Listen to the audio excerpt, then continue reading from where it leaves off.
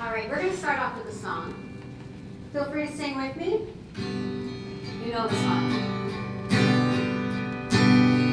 Take me out to the ball game. Take me out to the crowd. Buy me some peanuts and cracker jacks.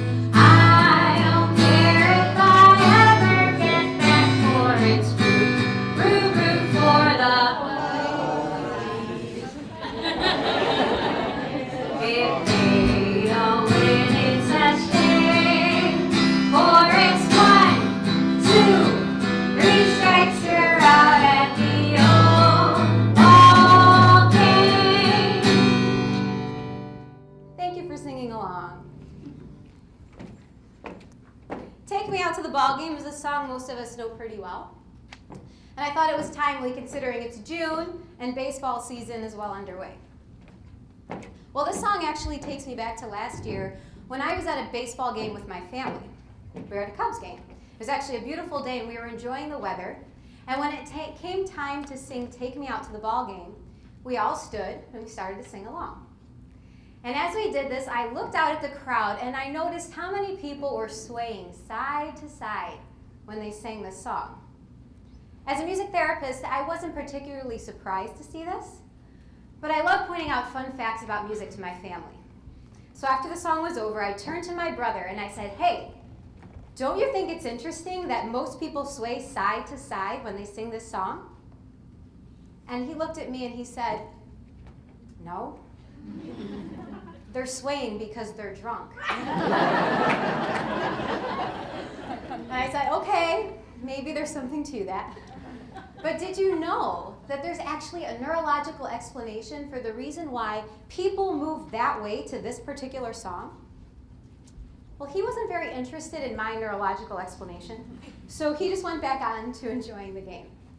But you see, as a music therapist, I've studied the way that music impacts our brains and our bodies and our behavior. And I love pointing out fun facts that demystify what people believe are unexplainable reactions to music. So many times other therapists have come to me and said, "You wouldn't believe the way my clients respond when I play music." Or someone would say, "You should see the way my mother reacts when she hears this song." People seem to perceive music as a single stimulus that's almost magical, and don't really know that there are reasons for the ways that we respond to music. You see, music therapists understand this. They know how to shape clinical experiences to create certain neurological responses and help individuals heal. But when people come to me and they're really excited about this, I try to validate that and I say, yes, music is so powerful. Isn't it amazing the way that it impacts us? But this is not magic. This is science. Music therapy is a broad field. We work with a wide range of individuals to address a multitude of concerns. But today I would like to talk specifically about how music therapy can be used to help improve movement and the role that rhythm plays in this process. But first, we have to go back and review some basic musical elements. Now, in Western culture, most of the time when we hear a piece of music, we can generally sense an underlying pulse. This is something that we can feel. That pulse is made audible by instruments. Typically, percussion instruments do this. And then we have a beat, something we can hear and we can clap along with. Then we count how many beats take place in a minute, and that gives us our tempo. Tempo describes how fast or slow a piece of music is. Now, some beats are accented, and that's what organizes them into what we call measures. Sometimes we have 4 beats in a measure, sometimes 3. When we have 4 beats in a measure, we hear 1, 2, 3, 4, 1, 2, 3, 4. The first beat is accented. This is 4/4 time. This is our meter. When we have 3 beats in a measure, it sounds like this. 1, 2, 3, 1, 2, 3, 1, 2, 3. That's our 3/4 time. Now there's many other different types of time signatures and they start to get more and more complicated. But 3/4 and 4/4 meter are the two we probably hear most often when we listen to a piece of music. Now depending on the way beats are organized in a piece of music, depending on the meter, we will actually feel compelled to move in different ways.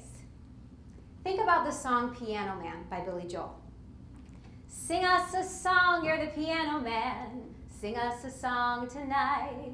Well, we're all in the mood for a melody, and you've got us feeling all right.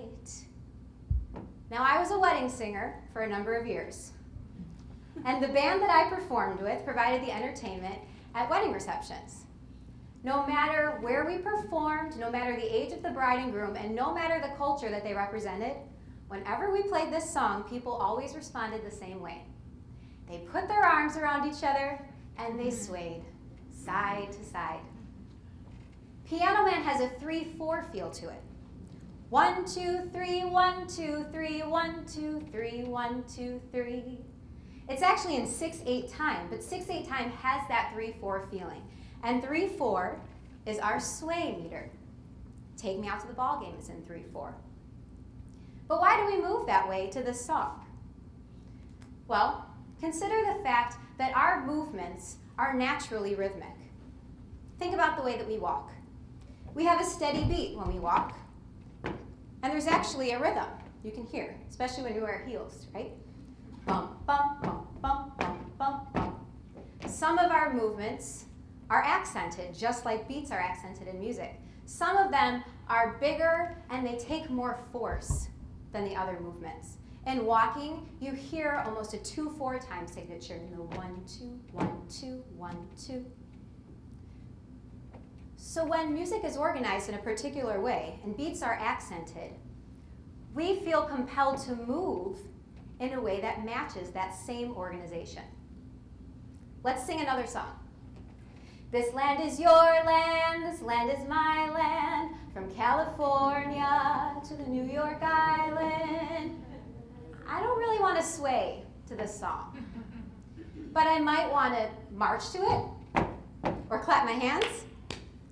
This song is in 4/4 time. 1, 2, 3, 4, 1, 2, 3, 4. This land was made for you and me. You can feel quite a difference between these two songs. And yes, they're pretty drastic examples, but these are two songs in two different meters where beats are organized and accented differently. And we want to move differently to these two songs. Now let's talk about rhythm. We have our beat. Some beats are accented and we're in 4/4 time. Now we're going to layer a pattern on top of this, our rhythm. But you can still hear our meter underneath. 1, 2, 3, 4, 1, 2, 3, 4. The underlying beat and the meter remain pretty consistent, while the rhythm can continue to change. Now, a percussion instrument might play the rhythm, a pitched instrument might play the rhythm, or a vocalist might come in and sing a melody with the rhythm. You could have multiple rhythms in the same piece of music layered on top of each other. Think about what we've discussed so far. We've talked about 3 musical elements: tempo, meter, and rhythm. You're starting to see how complex music really is. It's not a single stimulus. Instead, it's a collection of many different musical elements layered on top of each other. Music is complicated. And because it's so complex, it activates many different parts of our brain at the same time. Our brains have to process all of these musical elements simultaneously. But what happens in our brain when we hear a steady, external auditory cue like the beat? Well, the first thing that happens is the sound travels through our ears and we hear it. Then it's processed in the auditory cortex. We make sense of what it is that we're hearing. And then something fascinating happens. Our brains actually start to synchronize with this external auditory cue. Now, if you ever have a chance to look at somebody's brain under an fMRI while they're listening to music, you will see that the brain actually lights up or is activated in time with the music the person is listening to. You will see many different areas of the brain activated, and you will see this activity level fluctuate based on what's happening in the music. We are synchronizing. Now, because of the close association between the auditory centers of our brain and the motor centers, our muscles are actually activated and we are primed for movement. They're being sent signals to move, move, move in time with the music just by listening to it. Inside, we are synchronizing. Even if we're not the best dancers and we don't do a good job of keeping the beat, inside, we are synchronizing. I'm sure many of you have had the experience of tapping your toe or moving your body to music, and you sort of catch yourself, you didn't realize you were doing that. Because we are so wired to move when we listen to music with a strong rhythmic pulse, it almost becomes an involuntary reaction to music, something we're not even aware that we're doing. Do you see why music therapists would get really excited about this? If just by listening to music, your brain is telling your body to move, then imagine what can happen when we design music and shape it in certain ways to facilitate specific movements in therapy. Well, Dr. Michael Tout from Colorado State University has conducted an abundant amount of research in the area of music in the brain. And he's also looked closely at rhythm and the role that it plays in our movement. His research began in individuals who had Parkinson's disease, because these people generally have a great amount of difficulty initiating movement, they have problems with balance and coordination, and we see deficits in their gait. What he discovered was that this external auditory cueing actually facilitated the timing of movement. And he began to see dramatic results in the subjects that participated in his research. They were improving the speed at which they were walking. They were taking longer strides when they were walking, and their balance and their coordination improved. His research has been replicated many times, and it's expanded a great deal. And based on the results, Dr. Tout created a technique called Rhythmic Auditory Stimulation, or RAS. And this technique was designed to help individuals with Parkinson's disease improve their gait. It's implemented by a music therapist and a physical therapist who work in close collaboration together. And the process begins with an individual assessment where the music therapist determines the client's tempo by watching them walk from one point to another. They have a specific way of doing this and a formula that they use to calculate beats per minute by watching the client walk and also looking at the quality of their movement. After this baseline tempo is established, the therapists decide if the tempo should be increased or decreased in therapy sessions, depending on what it is the client needs to work on. Now, sometimes people with Parkinson's disease take short, quick steps. They're moving quickly, but they're not getting anywhere very quickly. In those instances, the music therapist would decide to decrease the tempo to allow the client to slow down and support them in taking longer strides, walking a little more slowly. And then they provide music to really shape and support that movement, because this takes a little bit more effort. In other instances, clients are trying to improve the speed at which they're walking, so the music therapist increases the tempo for therapy. Now, we have seen outstanding results using rhythmic auditory stimulation with this population.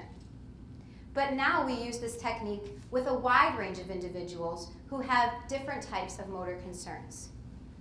And rhythmic auditory stimulation is actually the guiding principle that underlies many different types of music therapy interventions when we're helping individuals to improve their motor skills.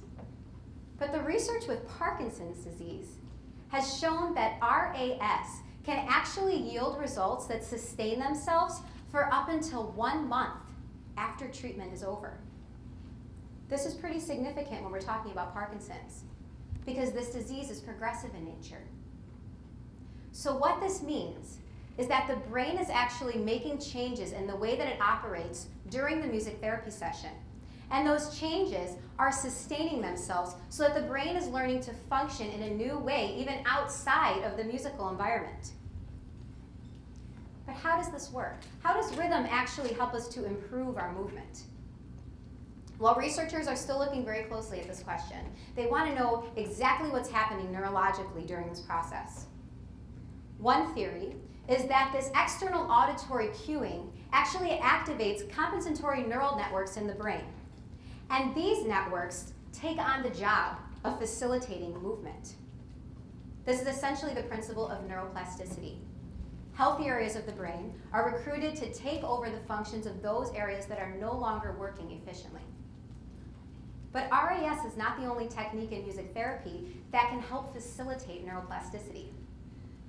Because music activates so many different parts of the brain, just by listening to it or engaging in music-making experiences, music therapy has tremendous potential for healing.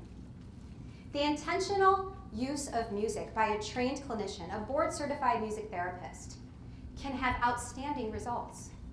Music therapy has been shown to improve memory, communication, cognitive abilities, social skills, and even to help find new ways to cope with anxiety and depression. But this is not a new form of therapy.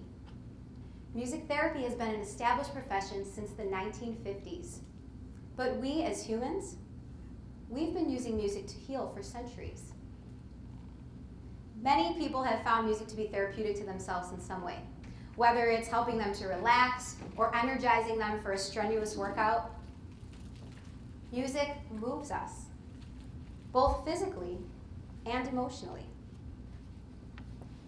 So the next time you find yourself confronted with a particular health concern, stop for a minute and think, how might music be my medicine? Thank you.